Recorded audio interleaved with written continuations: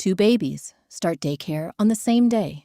Same room, same caregiver ratio, same toys. 6 months later, one is thriving, laughing, exploring, sleeping well at home.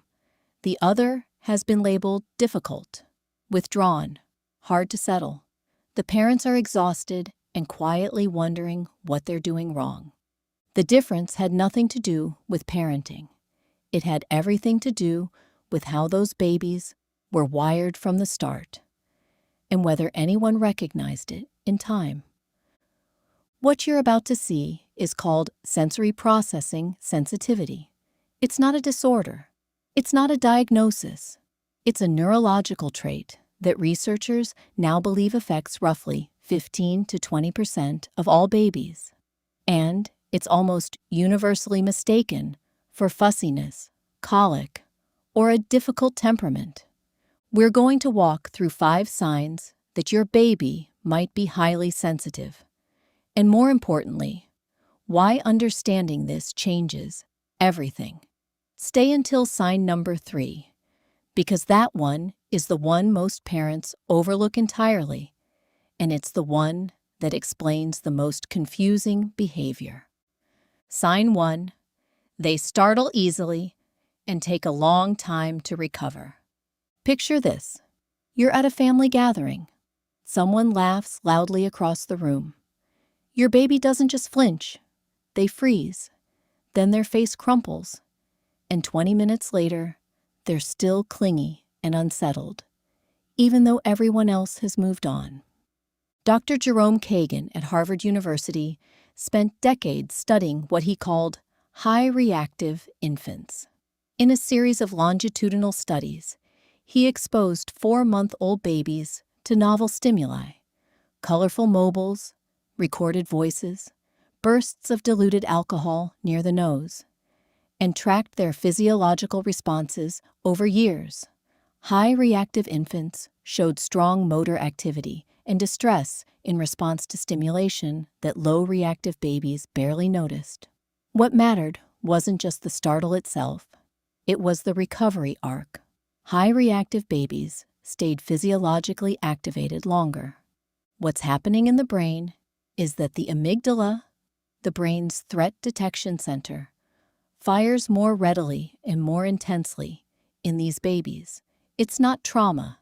It's not bad parenting. It's a nervous system that is simply running a more sensitive scan of the environment. This doesn't mean anything went wrong.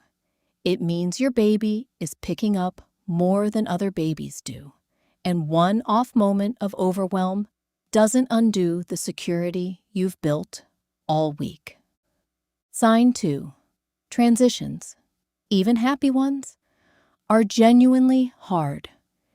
You'd think going from a nap to a fun activity would be easy, but if your baby melts down at bath time, even when they love baths, cries at the end of a walk, even when they seemed to enjoy it, or falls apart during holiday visits, despite being surrounded by people who love them, that's not ingratitude. That's a brain that processes transitions as a full sensory event. Dr. Elaine Aron, a research psychologist who pioneered the formal study of sensory processing sensitivity, found in her work that highly sensitive individuals, including infants, process environmental input more deeply at a neural level. Brain imaging research building on her framework has shown deeper activation in regions associated with awareness and integration of sensory information. The child isn't being dramatic. Their brain is doing significantly more processing work per experience than the average baby's brain is. This is awareness, not another thing to add to your worry list. When you slow down the transition, a little warning, a predictable phrase, a familiar object to hold, you're not spoiling them. You're working with their nervous system, not against it. Sign 3. They seem to read the room and absorb everyone's emotions. Here's the one most parents miss entirely. You're stressed. You haven't said a word. You're holding your baby, bouncing gently, trying to seem calm, but your baby is crying, and you cannot figure out why. Dr. Beatrice Beebe at Columbia University has spent her career filming mother-infant interactions in extraordinary detail, frame by frame, millisecond by millisecond. What she found is that babies are exquisitely attuned to micro-expressions, vocal tone shifts, and subtle changes in body tension, responding to cues that adults aren't even consciously aware they're sending. For highly sensitive babies, this attunement is amplified. They are not just reading the room. They are absorbing it. This isn't the baby being needy. This is a nervous system that was built for deep attunement. And the research suggests these babies, because of this same trait, grow into children with remarkable empathy, creativity, and emotional intelligence when their sensitivity is recognized and honored, rather than suppressed. You being imperfect, stressed, or human on a hard day is not harming your baby. They need a good enough parent, not a flawless one. Sign 4. Sleep is harder, and the reasons are more physical than behavioral. Every parent of a highly sensitive baby has heard some version of, maybe they just need more routine. And routine helps. But the deeper truth is that highly sensitive babies have a harder time down-regulating their nervous system at the end of a stimulating day. Dr. Megan Gunner at the University of Minnesota has studied the cortisol responses, that's the body's primary stress hormone, of infants across different temperament types. Her research found that babies with more reactive temperaments showed higher cortisol levels in response to everyday stressors like separations, novel environments, and caregiver transitions. Elevated cortisol makes sleep onset harder, in sleep architecture lighter. It's not a sleep problem in the traditional sense. It's a nervous system that's still processing the day. Knowing this reframes the evening routine entirely. A longer wind down isn't indulgence. It's biology. Dimmer lights, quieter sounds, less stimulation in the hour before bed. These aren't sleep training techniques. They're sensory support for a brain that needs extra time to shift gears. You're not doing bedtime wrong. You're parenting a baby who needs a longer runway. Sign 5. They notice everything and get overwhelmed by it. Grocery stores, birthday parties, a new face, a change in the furniture layout. While other babies seem to roll with these things, your baby locks onto every detail. And sometimes that excitement tips into overload without much warning.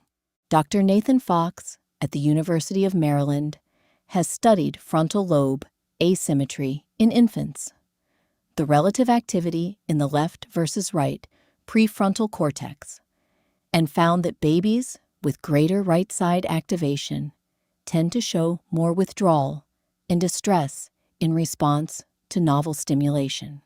This isn't fear exactly. It's an information-rich brain that is genuinely taking in more of the environment than other babies, and sometimes hitting capacity faster. The beautiful inverse of this is what researchers call the orchid hypothesis. The idea that sensitive babies, in supportive environments, don't just do as well as other babies. They do better. The same nervous system that gets overwhelmed by a crowded room is also the one that will one day notice things, feel things, and connect with people in ways that genuinely move the world. Here's what the whole thing comes down to. 3 moves. First, name what you're seeing. When your baby melts down after a full morning, say out loud, even just to yourself, "They're not being difficult. They're full." This small reframe changes how you respond. Second, create a sensory off-ramp. Before the meltdown, not after. That might look like stepping outside, during a loud party, dimming lights after an active afternoon, or holding them in quiet before the nap, not just during it. Third, trust the slow return. When a highly sensitive baby is overwhelmed, they don't self-regulate fast. Your job isn't to fix it quickly. It's to stay close, keep your own voice low and even, and let their nervous system borrow your calm. That's co-regulation. And it works. Here's what no milestone tracking app can do. It cannot notice that your baby's eyes went slightly glassy at minute 40 of the family visit before the crying started. That 10-second window where a quiet room and a familiar voice would have changed everything. Only you can read that. Only someone who knows this baby, who has held this baby through 100 ordinary mornings, can catch the signal before it becomes a storm. That's not a feature you can subscribe to. That's you, already doing it. You came into this video maybe wondering why your baby cries more, startles more, needs more. I hope you're leaving it with a different question. What does this sensitivity, properly understood, make possible? Because the baby who absorbs the room, who notices everything, who takes the longest to settle, that baby is not broken. That baby is paying extraordinarily close attention to the world. And the parent who keeps showing up, who stays close through the overwhelm, who learns the signals. You are already the most important thing in that baby's environment. Not because you're perfect, because you're there. If this changed how you see your baby's sensitivity, consider subscribing.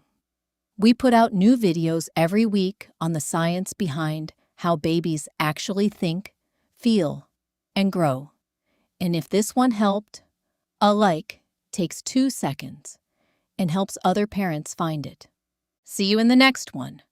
This channel is for educational purposes only and is not a substitute for professional medical or psychological advice.